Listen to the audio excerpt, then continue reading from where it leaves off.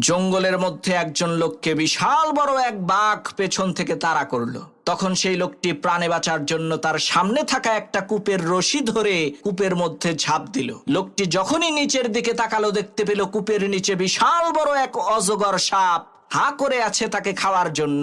এমন সময় সাদা রঙের একটা ইঁদুর আর কালো রঙের একটা ইঁদুর কূপের সেই রশিটাকে কুটকুট করে আস্তে আস্তে কেটে দিচ্ছে। যেই রশিটা ধরে সেই লোকটি ঝুলে আছে, হঠাৎ করে সেই লোকটি দেখতে পেল কূপের মধ্যে মধুর চাক। লোকটি তার হাতের আঙ্গুল দিয়ে সামান্য একটু মধু এনে তার জিহ্বার মধ্যে দিল। মধুর স্বাদ আর মিষ্টতা কূপের উপরে বসে থাকা হিংস্র বাঘ, কূপের নিচে হা করে থাকা ভয়ঙ্কর ওই অজগর সাপ, সাদা আর কালো রঙের ইঁদুর সবকিছুর কথাই লোকটাকে ভুলিয়ে দিল। প্রিয় ভাইরা আমার, ওই লোকটার কেউ না, ওই লোকটা আপনি নিজেই। কূপের উপরে দাঁড়িয়ে থাকা ওই বাঘটা হচ্ছে আপনার মৃত্যু, যা আপনাকে প্রতিনিয়তই পেছন থেকে তাড়া করছে। আর নিচে বসে থাকা ভয়ঙ্কর ওই অজগর সাপ হচ্ছে আপনার কবর, যেখানে অবশ্যই আপনাকে যেতে হবে। আর যেই রশিটা ধরে ঝুলে আছেন, সেই রশিটা হচ্ছে আপনার হায়াত।